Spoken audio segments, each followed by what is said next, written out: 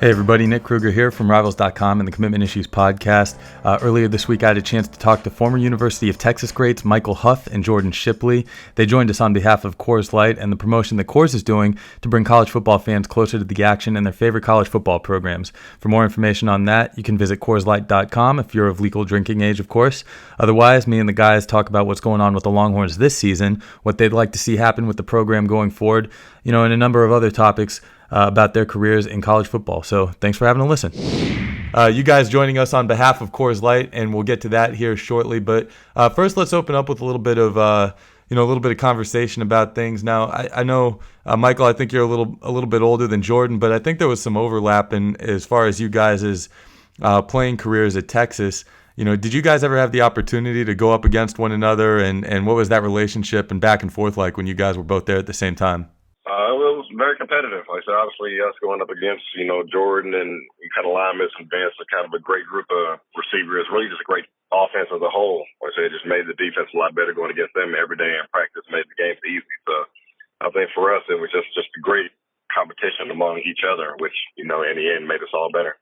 I mean, it was quite the way to come in. I'll say that as a young, collegiate receiver to have guys, Michael Huff, who's the All-American, Thorpe Award winners with, him, and you got Aaron Ross, you got Michael Griffin, Cedric Griffin, Terrell Brown. And so coming in and I missed my first two seasons of, fall seasons because I had some injuries and stuff, but I did get to go against those guys a lot during spring football and obviously through the summer and some of the two-a-days and all that. So,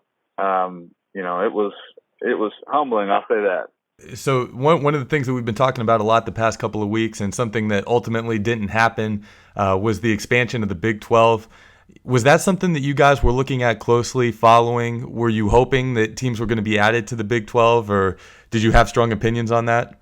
I don't really have any strong opinions. I figured, the Big 12 commissioner, I figured they would do, kind of what was best for the conference long term. So I figured if they added 2 teams, added 4 teams, or didn't add anybody at all, I figured it would be whatever was best for the conference. But for me personally, I kind of stayed out of it and just kind of sat back and, like I said, just they would do whatever's best for the conference.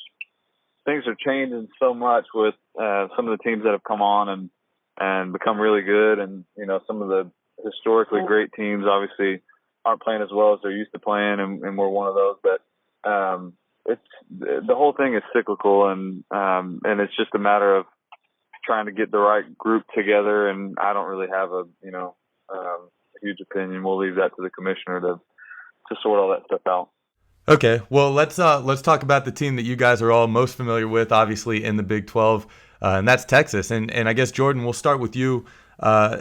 Looking at the way things have gone at Texas this season, varying opinions about, maybe where they should be as far as their record or their success that they've had this year.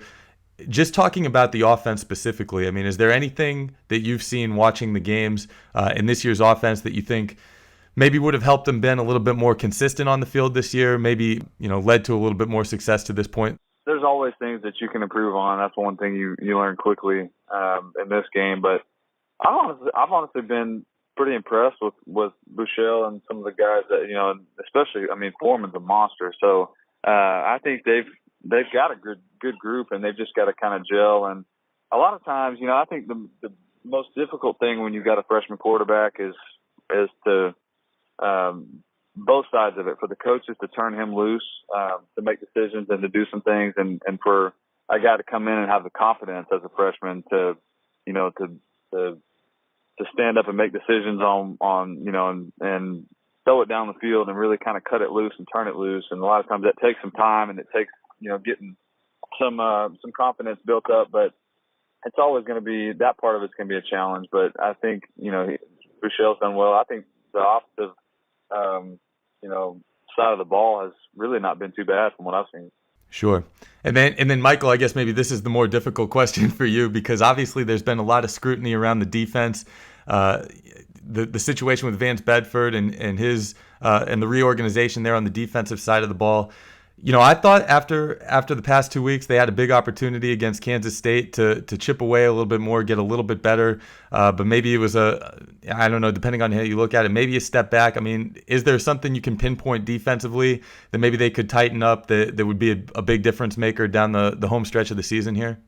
I guess really, I mean, for me, I know Chris, I know, Vance, and I know Charlie. I know that they're great defensive mind and they're great coaches. They definitely know what they're doing, definitely know what they're talking about. So for me, personally, it's just the players kind of taking ownership of the team. Taking ownership. They're the ones in between the white lines. They're the ones out there. Because honestly, I mean, defense, whether it was 20 years ago or 20 years from now, defense is always going to be the same. It's pretty much you run fast, you hit people, and you take the ball away.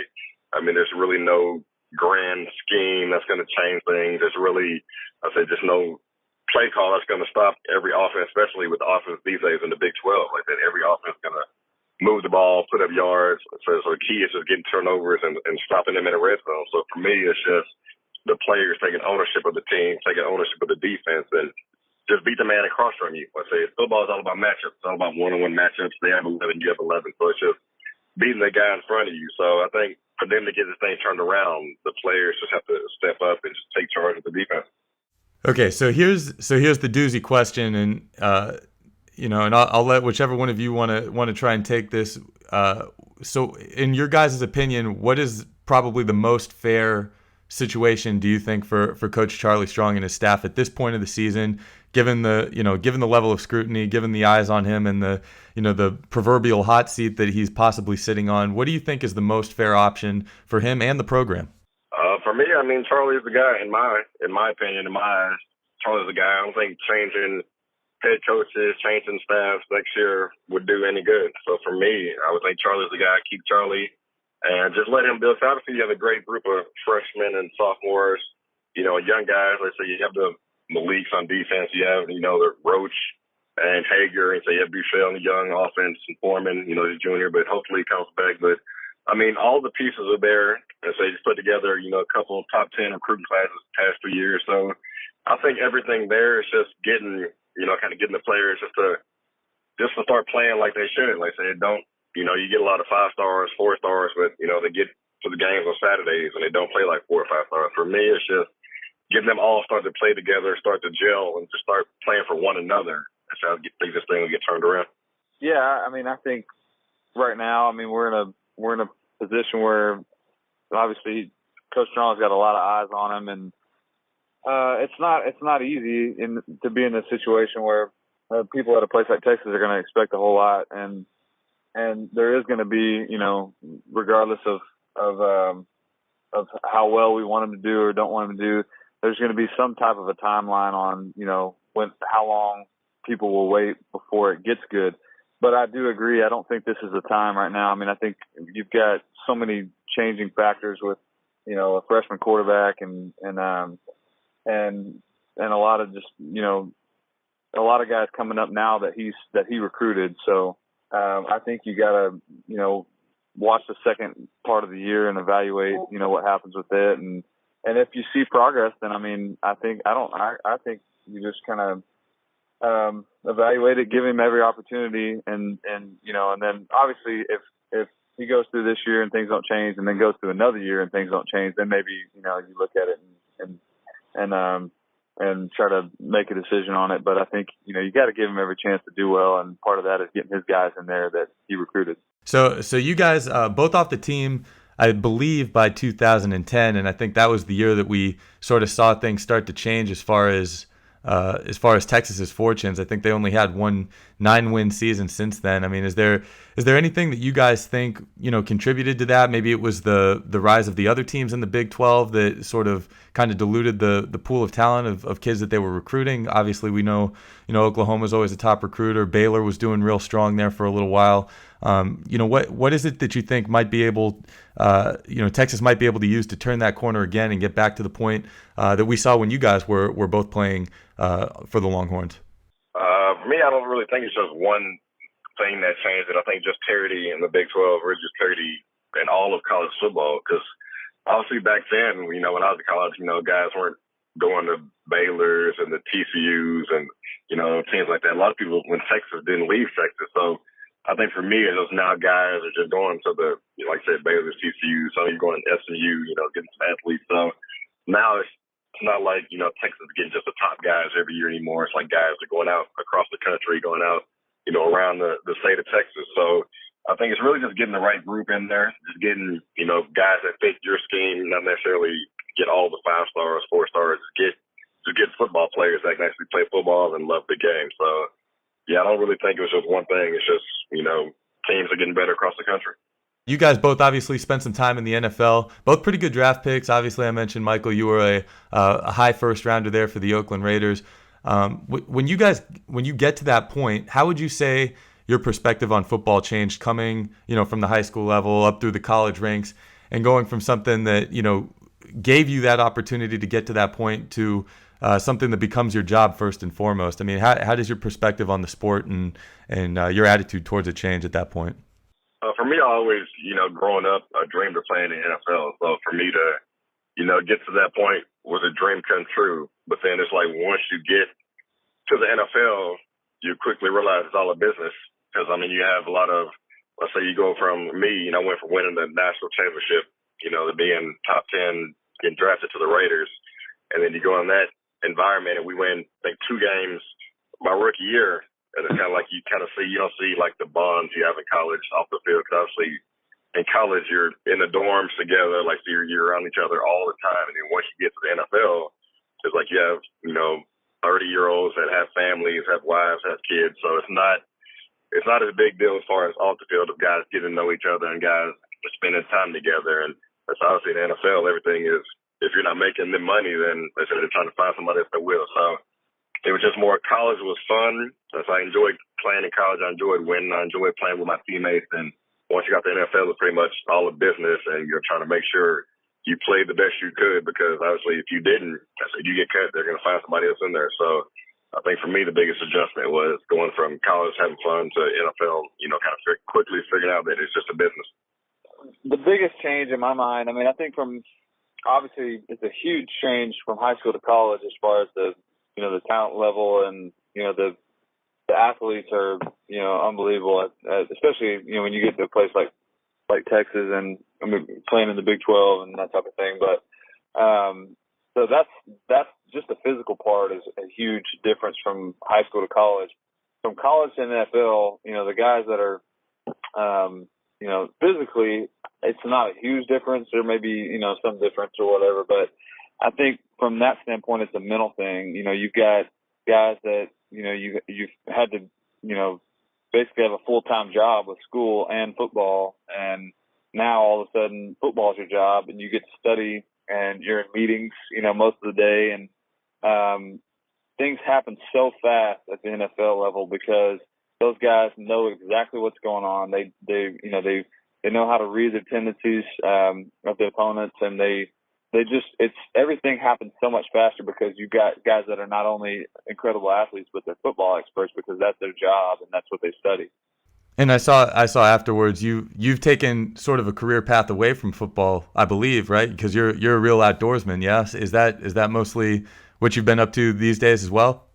Yeah, we've got an outdoor industry company that's got several different product lines, and then we've got a TV show that's on Outdoor Channel, and so get to kind of go all over the country and see a lot of different places and meet a lot of different people. So that's been a lot of fun for me. I've been doing that for a couple of years now. So, and I'm still, obviously my dad's a coach and brother is playing and was with Arizona through the preseason this year and is trying to land somewhere else now. So I'm still, I still watch a lot and got a whole bunch of friends playing.